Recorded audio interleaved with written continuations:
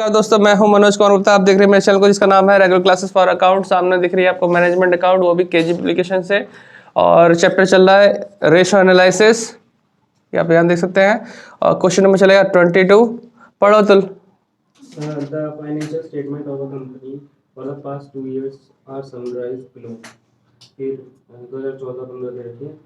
तो हमें 2 बार सॉल्व करना पड़ेगा। एक बार तो हम सॉल्व कर देंगे, एक बार तुम्हारे लिए होमवर्क रहेगा, लेकिन सेम टू सेम वैसे ही सॉल्व होगा जैसे 2014 हुआ है। Assets में कैश, ट्रेड डेटर्स, ध्यान रखो कैश में 2015 में है, 14 में नहीं है दे रखा, ठीक है। स्टॉक इन हैंड, हाँ। Assets and net. हाँ, फिर लायबिलिटीज में है trade creditors, provision for tax, bank overdraft, paid up capital, general reserve, profit and loss account. और फिर है सेल्स है, कॉस्ट ऑफ गुड्स सोल्ड दे रखा, अदर एक्सपेंस दे रखे हैं और नेट प्रॉफिट आ गया। नीचे क्या लिखा है? ओपनिंग स्टॉक ऑन 1 जनवरी 2014। ठीक है, और ये सब आइटम में देखो, आप स्क्रीनशॉट ले लो जो भी वीडियो दिख रहा है। Stock debtor, average collection period, बहुत सारी चीजें हैं, 6 हैं। क्रेडिट सेल, ये रिटर्न ऑन, ये कौन सा भी है? Proprietors fund. हाँ, इस प्रोप्राइटर फंड्स के लिए 4.30 पे फॉर्मूला मिलेगा इसका, इंग्लिश वाली बुक में। और हिंदी वाली में एग्जाम्पल नंबर 15 के आसपास। वो आंसर में तो देखना भसड़ी में 7 दिन। हाँ भाई, अच्छा कोई 2 बार तो है ना, इसीलिए लग रहा है मैं। 2 आंसर है ना। चलो बेटा शिवानी, देखो यहाँ पे ध्यान दो। तो 2 बार आपको बैलेंस शीट इसी तरह रखी ना, जैसे जैसे हमारी बुक में इंग्लिश में दिखाना। हाँ ऐसी है सेम। हाँ इस बार सेम है। तो 2014-15 ही लिखा है सन में। नहीं, 2000 और 2001। हाँ मतलब सन थोड़ा 14 साल पुराने हैं। तो यहाँ देखना, पहले सबसे पहला नंबर 1 है करंट रेशो। तो अगर हम यहाँ पे 2014 के लिए करते हैं तो आपको 2015 के लिए सेम टू सेम करना है, ठीक है। क्योंकि बोर्ड छोटा है तो आ नहीं पाएगा इसमें। 22वां क्वेश्चन है, फर्स्ट पॉइंट करंट रेशो, और ये 2014 के लिए सॉल्व होगा, ठीक है। क्या होता है यहाँ पे? Current assets upon current liability. ये तो याद हो ही गया होगा भाई, इतनी देर से याद, ये रिपीट हो रहा है, ठीक है। Current assets upon current liability. वो भी तो ये सारे जरूरी है ना। हाँ, इतने सारे सब जरूरी है। जो यहाँ रिपीट हो रहे हैं तो जरूरी है ही, जो बार बार रिपीट हो रहे हैं। जो लॉन्ग टर्म वाले हैं वो उसमें क्या इंपॉर्टेंट है? बहुत सारे मैं लिखवा दूंगा, लेकिन हाँ जितने अभी तक रिपीट हुए हर क्वेश्चन में उनको ध्यान रखो। Mostly current ratio, liquid ratio, ये तो फेवरेट है। Average collection period, average payment period, ये भी फेवरेट है। स्टॉक टर्नओवर रेशो, ये फेवरेट है आपका, है ना। और बाकी अभी नए नए आने लगे कि रिटर्न ऑन प्रोप्राइटर फंड, या डेब्ट टू इक्विटी रेशो, या डेब्ट टू टोटल फंड रेशो, थोड़े थोड़े से अब लगा रहे हैं। इंटरेस्ट कवरेज रेशो, सारे तो यूज ना हो सकते, लेकिन कुछ ना कुछ तो आ ही सकता है, याद रखेंगे तो हो जाएगा। तो करंट रेशो के लिए करंट एसेट्स देखेंगे कौन कौन सी आ रही है। देखो 2014 में कैश की जगह खाली छोड़ रखा है। ट्रेड डेटर है, स्टॉक इन हैंड और फिक्स एसेट्स तो हम लेते ही नहीं है ना। तो 2 ही चीज लेंगे, डेटर और स्टॉक इन हैंड। तो करंट एसेट्स में 2014 के लिए डेटर आएगा और स्टॉक आएगा। तो डेटर कितना था? 5.5 लाख, और ये भी कितना है? 5.5 लाख। तो 11 लाख हो गया। तो आएगा। कैश खाली छोड़ रखा है 2014 के अंदर, 15 में दे रखी इसका अमाउंट, है ना। ये हो गया हमारे पास। और करंट लायबिलिटी में आपका क्या क्या आ सकता है? एक तो आ सकता है आपका trade creditor, provision for tax और बैंक ओवरड्राफ्ट। हाँ, करंट लायबिलिटी में आएगा सबसे पहले क्रेडिटर, और फिर आएगा आपका provision for tax, provision for taxation लिखो पूरा, है ना। प्लस क्या आएगा इसमें? बैंक ओवरड्राफ्ट, ठीक। तो क्रेडिटर अमाउंट कितनी थी? 3,20,000, प्लस प्रोविजन कितनी है? 1,10,000, फिर कितना है? 1,20,000, ठीक है। तो टोटल कितना हो जाएगा इसका? करीबन 2,30,000 तो ये हो गया। हाँ, 5,50,000 से सही पहुंचे। अब देखो करंट एसेट्स करंट लायबिलिटी आ गया, बस इसी सामने फिट कर दो। करंट एसेट्स 11 लाख और ये 5.5 लाख। तो काट पीट के आएगा 2:1। कोई दिक्कत?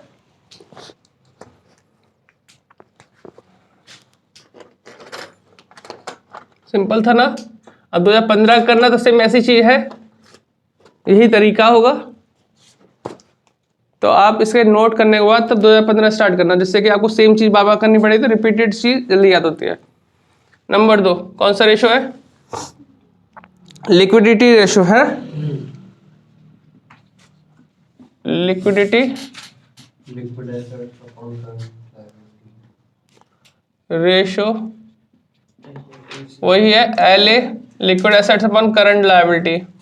LA है लिक्विड एसेट्स, ये कैसे लिखा जाता है? करंट एसेट्स में से स्टॉक माइनस प्रीपेड, ये तो याद रहेगा। तो करंट एसेट्स हमारे पास है 11 लाख,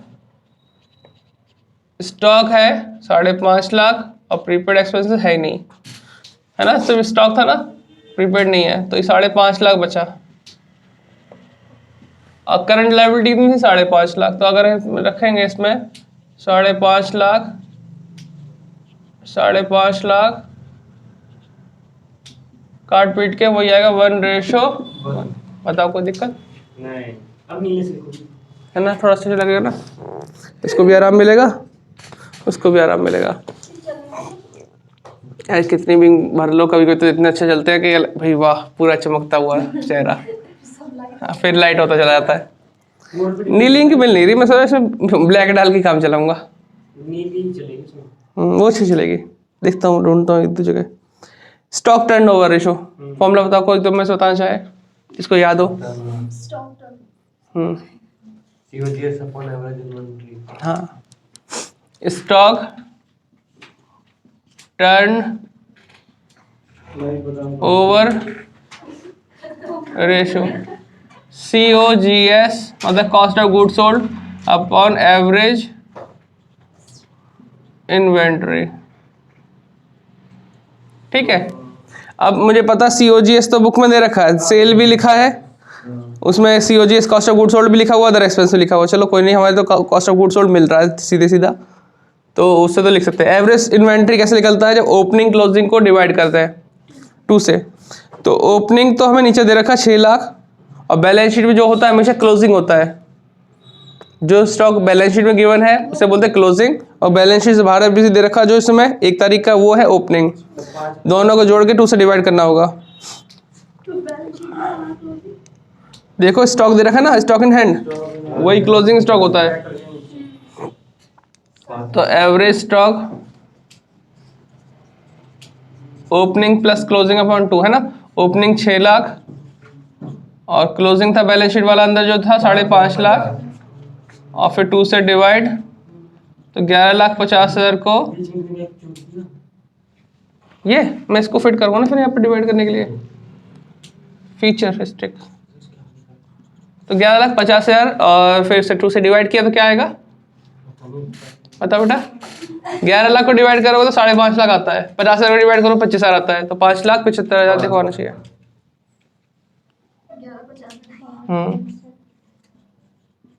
ये आ रहा है 575। ठीक है, एवरेज स्टॉक आ गया। COGS हमें दे रखा था 24,50,000। भाई बिना कैलकुलेटर कैसे करो तुम, थोड़ा सा है ना, थोड़ा संभाल कर रखना। अगर RCC है तो तुम्हारे तो अलावा है, लेकिन सब लेके जाना, कहना RCC वाला हुआ तो हम भी करेंगे। सर बोल तो नहीं है, अब पता नहीं। हाँ हो जाएगा, साइंटिफिक थोड़ी लेके आओ, नॉर्मल लेके जाओगे। साइंटिफिक तो मना ही होता है। करना जरा डिवाइड, परसों मैम कह रही थी, लेकिन किसी कंपटीशन में अलाउ नहीं है, देखो तुम्हें पता है, इसलिए परसों मैम कह रही थी कि कोरोना आ रहा है, ये तो कंपटीशन में फायदा हो जाएगा। कंपटीशन में ऐसे क्वेश्चन भी नहीं आते हैं, जनरल नॉलेज के लिए सब आते हैं। हाँ इतने कंफ्यूजिंग क्वेश्चन नहीं आते। एक मिनट 4 पॉइंट, हाँ अभी चर्चा होती रहेगी। हाँ 4.26 टाइम्स आ रहा है क्या आंसर, देखना जरा एक बार। थर्ड पॉइंट 4.23 आ रहा है यार, मैं 4.3 आ रहा है, कैसा आ रहा है ये? वो भैया इसको 6 को 3, इधर 2 को 3 बना दिया। इतना तो नहीं गैप करते ये लोग, पता नहीं कैसे कर रहे हैं, कुछ और तो नहीं रह गया? नहीं भैया कर दिया इन्होंने। एक बार अपनी गलती देख लेते हैं, कुछ गलती हमने नहीं करी तो आंसर सही है हमारा। देखो गलती चेक कर लो कोई अपनी। कॉस्ट ऑफ गुड सोल्ड 24,50,000 दिख रहा है, हाँ। और क्लोजिंग स्टॉक 5.5 लाख था, ओपनिंग था 6 लाख। बढ़िया, यही बढ़िया, जोड़ के और दोनों जोड़ के 11,50,000 होता है। 11,50,000 को आधा करेंगे तो 575 होता है। 575 को डिवाइड करके देख लेने एक बार, ये आ रहा है तो बस ये आंसर यही है, छोड़ो। ठीक है, क्योंकि फॉर्मूला और वो चीज फिट करना आना चाहिए। उसमें अगर गलती कर रहे हैं फिर आंसर गलत है तो चलो हमारी वो गलती, अदरवाइज तो हमारा सही सही। अब देखो डाटा टर्नओवर रेशियो पाते हैं हम लोग। डाटा टर्नओवर रेशियो तो मुझे अगले पेज पे चलना पड़ेगा। 4th पॉइंट, भाई मर गया ये तो। मैं बोल दूंगी वैल्यू ब्लू ब्लैक एक रेड भी था पहले यार, खून ही खून लगता था इसमें। वो अलग ही ये भी खत्म हो गया। तो ये क्या था हमारे पास, डाटा टर्न ओवर रेशो। बताओ क्या फॉर्मूला होता है डाटा टर्न ओवर रेशो का? ये वाला होता है एवरेज इन्वेंटरी। नहीं, net credit sales upon average receivable. तो कल शिवानी तुमने बताया था कि इसको उल्टा कर दे तो दूसरा वाला फॉर्मूला बन जाता है ना? तो हाँ, तो लेकिन मेरा फोन में थोड़ी हाँ, बस नाम बता था कि तरीका है। तो देखो, नेट क्रेडिट सेल ऊपर, एवरेज रिसीवेबल नीचे। अगर एवरेज कलेक्शन पीरियड पूछेगा तो इसको ऊपर लिख देना, इसको नीचे लिख देना, इनटू 360 या फिर 365 या फिर 12, वो डिपेंड करता है क्या कंडीशन है। तो अभी नेट क्रेडिट सेल, इसमें एक बात बोली थी, all sale as credit sale, सारी की सारी सेल क्रेडिट सेल माननी है। चलो हम मान लेंगे। तो सेल दिख रही है 40 लाख, है ना? सेल है 40 लाख, वो तो ऊपर आ जाएगा। एवरेज रिसीवेबल में आता है डेटर प्लस बीआर। तो डेटर तो है, बीआर नहीं दे रखा, कोई दिक्कत नहीं है, फिर सीधे सीधे सॉल्व हो जाएगा। ऊपर वाले 40 लाख, सही से बनाओ, ऊपर वाले 40 लाख ये रिकॉर्डिंग चाहिए। चल रही हो यार, मैं ऑन करके आया था। और ये 5.5 लाख। मुझे लग रहा है नेट लगवाना ही पड़ेगा अपना यार, 7.27 खर्चा भी है। 7.27 7.27 टाइम्स। आंसर देखें इसका,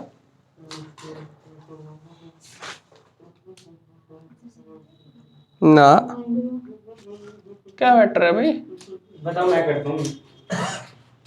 हाँ, मैंने गलत किया होगा। हो सकता है ये वैल्यू है जीरो एक आधी गिर लो आगे पीछे होगी। नहीं, 40 लाख को ये क्या बवाल कर रहा है ये?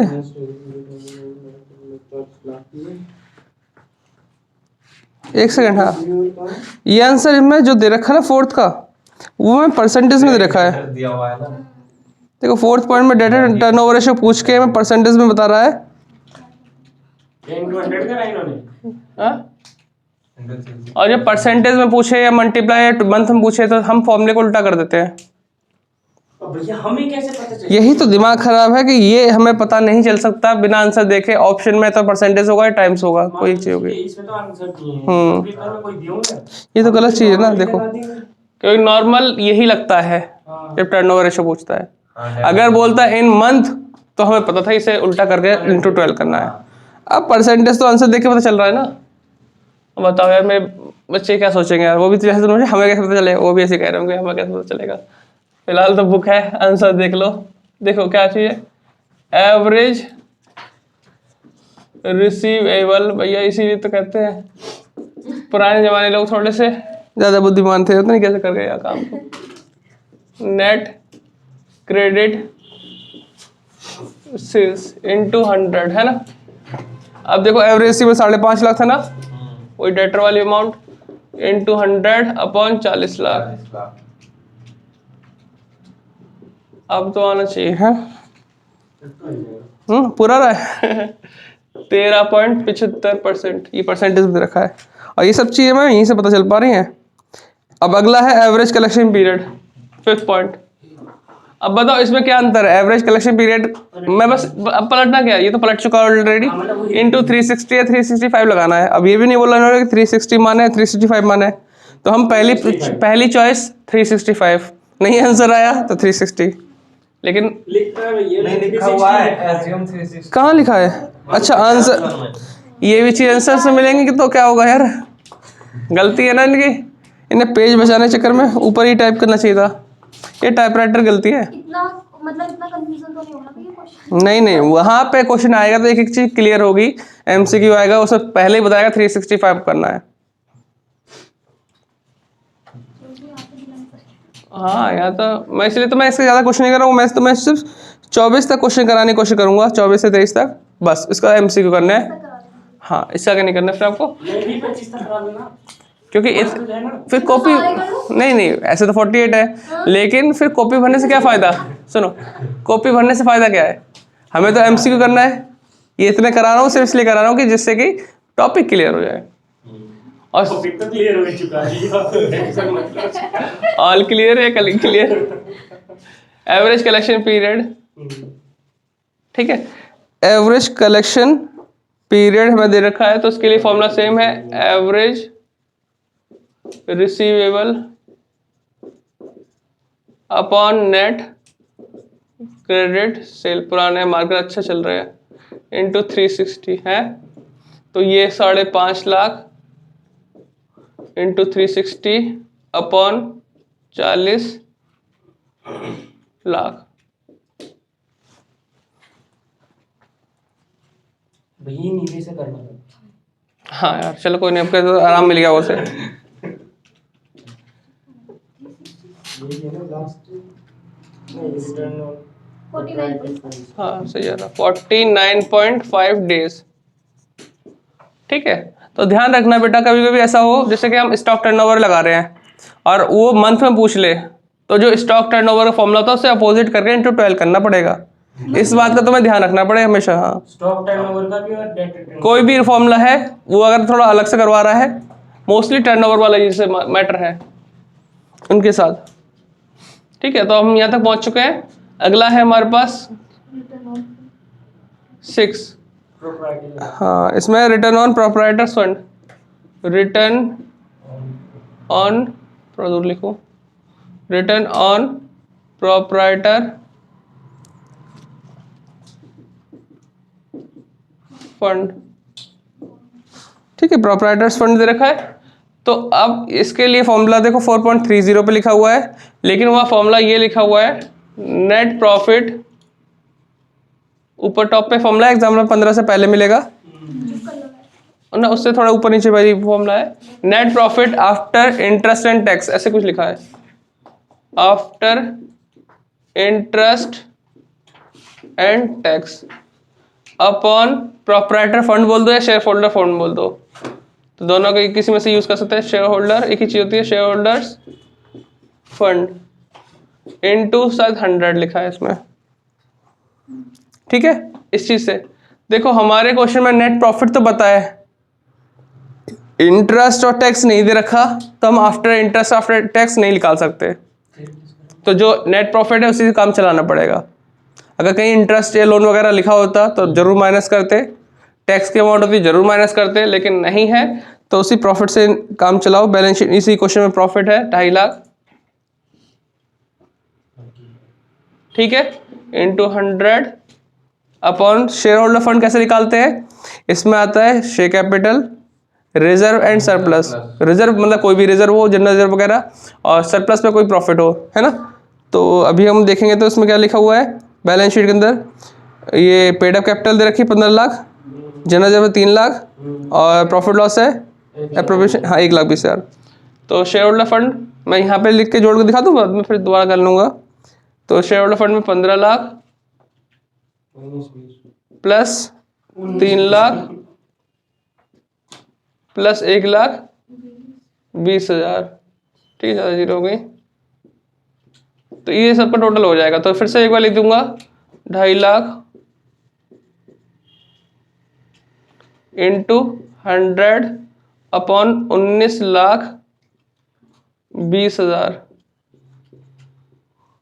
क्या आंसर दे रहा है? into 100 19,20,000